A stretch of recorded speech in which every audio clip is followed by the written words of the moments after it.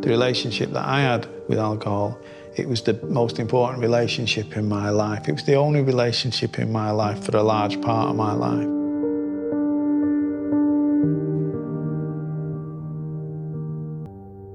Everything in my life's vague except my first drink. I had my first proper drink the night after my mum died. I was 12.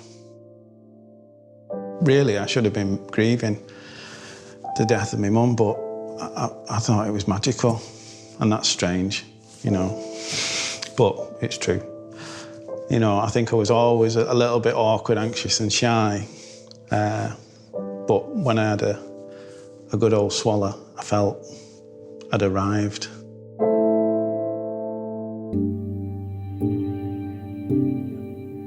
I sort of quite associated love and affection with the smell of stale beer and tobacco. You know, the uncles or people, or my dad even, you know, you might get a bit of a wrestle and a hug, you know, when they came in from the pub and sort of, and they rubbed the bristle on your face and all that. How are you doing, John, lad?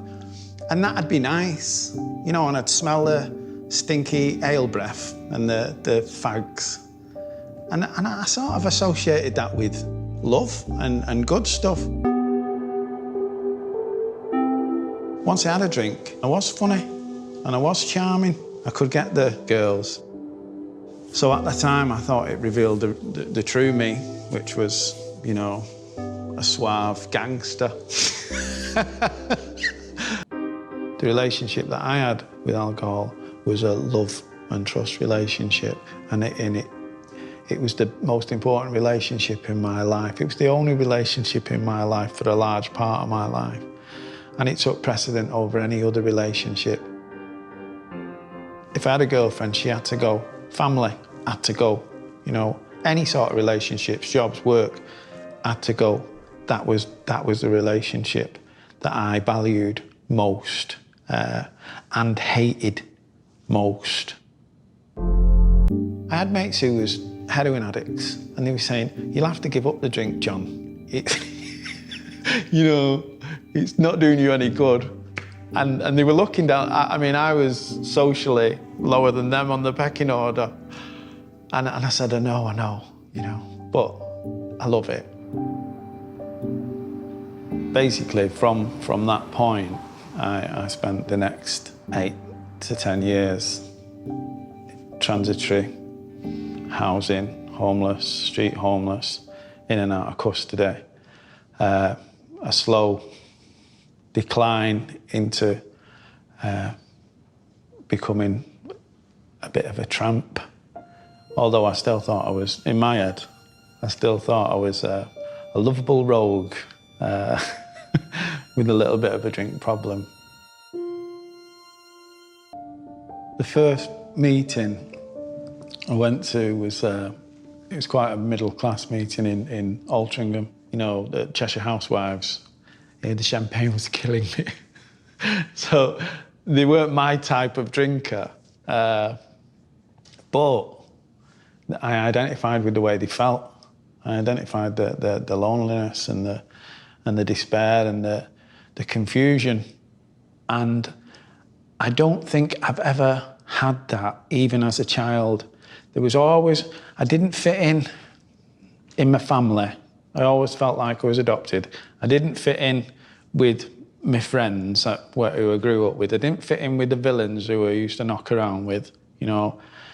And I sort of found a group of people who felt like me. And I didn't like them.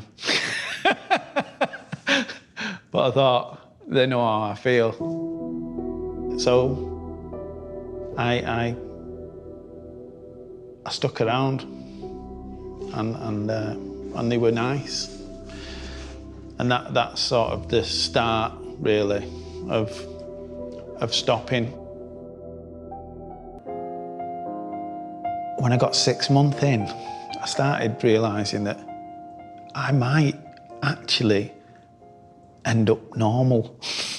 I might actually end up getting married, settling down, having kids, having a house, having a car, having a job, and there's hope, and that's great. Hope's lovely when you've been hopeless.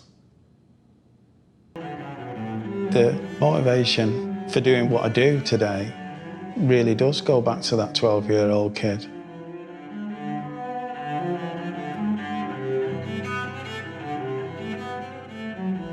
I wish someone would have helped me. I wish someone would have stepped forward at 12 and maybe just put their arm around me and said, "It'll be all right, John. What you're feeling now is loss, grief, pain. If someone would have done that, maybe I would have learnt to grow up." My name's John. I'm an alcoholic and I've been sober for 24 years.